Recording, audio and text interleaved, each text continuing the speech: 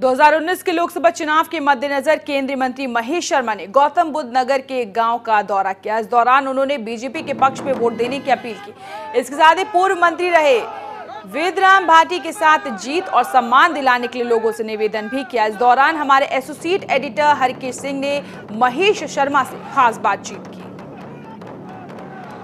पर्यावरण और सांस्कृतिक केंद्रीय मंत्री हमारे साथ मौजूद हैं, Mahesh Sharma ji. Sir, national vice पे आपका सवाल। जी नमस्कार। चुनाव की पूरी तैयारी हो चुकी है? देखिए, हमारी पार्टी कैडर बेस पार्टी है। हम हर वक्त चुनाव के लिए तैयार रहते हैं। एक चुनाव जब खत्म होता है तो अगले चुनाव की तैयारी हो जाती है। मेरी अगर इस लोकसभा क्षेत्र का कहें तो 1186 गांव हैं और करीबन 400 सेक्टर और कॉलोनियां हैं। 1700 गांव में अगर मैं 10 सेक्टर गांव में एक दिन में जाऊं तो 2.5 साल बाद दूसरे का नंबर आता है। मैं अपने क्षेत्र के लोगों से लगातार 1.5-2 घंटे रोजाना मिलता हूं। यहाँ मिलता हूं अपनी कॉन्स्टिट्यूंसी में, नहीं होता तो दिल्ली मंत्रालय में बुला लेता हूं, दिल्ली वाले घर पर बुला लेता हूं।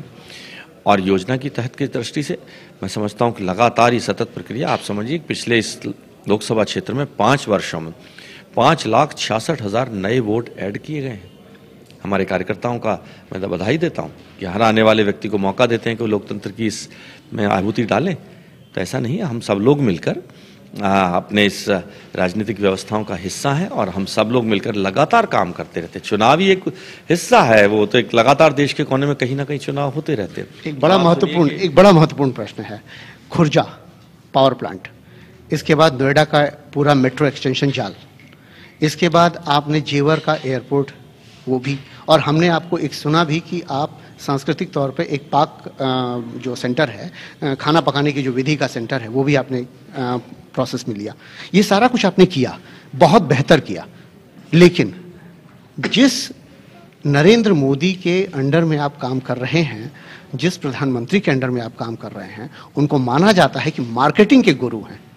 आप कहीं उसमें चूक कर गए अपनी मार्केटिंग करने में? देखिए, हमारा मार्केटिंग शब्द मैं समझता हूँ कि हल्का शब्द है। प्रधानमंत्री जी से हम सीखते हैं। हम ये समझते हैं कि जो काम किया है, हमारी जिम्मेदारी है कि अपने देशवासियों को, क्षेत्रवासियों को बताएं। ये हमने किया है और उनसे हम सीखने का काम भी करते हैं। और ऐसा नहीं कि हमने सब देश के क्षेत्र के लोगों को बताया कि देश का सबसे बड़ा हवाई अड्डा हम लाए हैं। माननीय प्रधानमंत्री जी खुद स्वयं उसकी घोषणा कर गए हैं। देश में 15 साल से, उत्तर प्रदेश में 15 साल से एक भी पावर हाउस नहीं बना था, पावर प्लांट नहीं लगा था। पहला पावर प्लांट 15 साल बाद 12,000 करोड़ पूरी तरह भारत सरकार से पोषित यहाँ लग रहा है। मेरी इस लोकसभा क्षेत्र में लग रहा है। 25 एकड़ में जो कल्चरल सेंटर बना है, शायद ऐसा कल्चरल सेंटर देश भर में इतना खूबसूरत कल्चरल सेंटर नहीं बना होगा। इन्हीं सब बातों में समस्याएं भी उपजती हैं। पहली समस्या ये है कि कृषक काफ़ी नाखुश थे कि उन्हें गन्ना किसानों की समस्याएं हैं, उन्हें एमएसपी की समस्याएं हैं। दूसरी तरफ नोएडा शहर में अगर देखा जाए, चंडीगढ़ के बाद एक दूसरा ऐसा शहर था जो प्लान था, और वहाँ पर सबसे बड़ी समस्या जो महिलाओं की सुरक्षा व्यवस्था की है, वो दूसरी बहुत बड़ी समस्या है। तीसरी बहुत बड़ी समस्या रोजगार की है। ये तीनों समस्याएं इन्हीं सब चीज़ों से निकल करके आई हुई हैं। क्या है आपके पास इनका सोल्यूशन? देखिए, ये बात सही है कि बहुत कुछ हुआ है, बहुत कुछ होना बाकी। उत्तर प्रदेश में हमारी सरकार को लगभग 1.25 साल हुए हैं। लॉ एंड ऑर्डर में गुणात्मक परिवर्तन आया, लेकिन मैं मानता हूं कि अभी 100% चीज़ें ठीक होनी बाकी हैं। चेन स्नैचिंग और हालांकि कोई बड़ी घटना पिछले 2 साल में नहीं हुई है। क्रिमिनल्स या तो जेल के सीखचों में बंद हैं या जिले से बाहर हैं। आज कोई भी 2 घटना, किसी भी तरह की बड़ी घटना इस क्षेत्र में अंदर नहीं हुई है। लेकिन पॉल्यूशन का कंट्रोल करना, ट्रैफिक मैनेजमेंट और इस चीज़ का लॉ एंड ऑर्डर सिचुएशन और इन्वेस्टमेंट को और लाना, और सबसे बड़ा जो आपने सही बात कहा है कि ये युवाओं का क्षेत्र है। करीबन 3 लाख युवा यहाँ शिक्षा प्राप्त करते हैं और उसके बाद मैं समझता हूँ उनके रोजगार की व्यवस्था करने के लिए काम जारी है। हालांकि हमारे प्रधानमंत्री जी ने जो काम करने का शुरू किया है, मुद्रा योजना, स्टैंड अप स्टार्टअप योजना, उनके माध्यम से हमारा युवा रोजगार लेने की लाइन में ना लगकर रोजगार देने वालों की लाइन में रहे, आज ऐसी व्यवस्थाएं की हैं। और मैं तो कहता हूँ जितने काम, या मान लीजिए हवाई अड्डा बनेगा, यहाँ पर पावर प्लांट बनेगा, 1 लाख लोगों को तो रोजगार हवाई अड्डे में मिलेगा।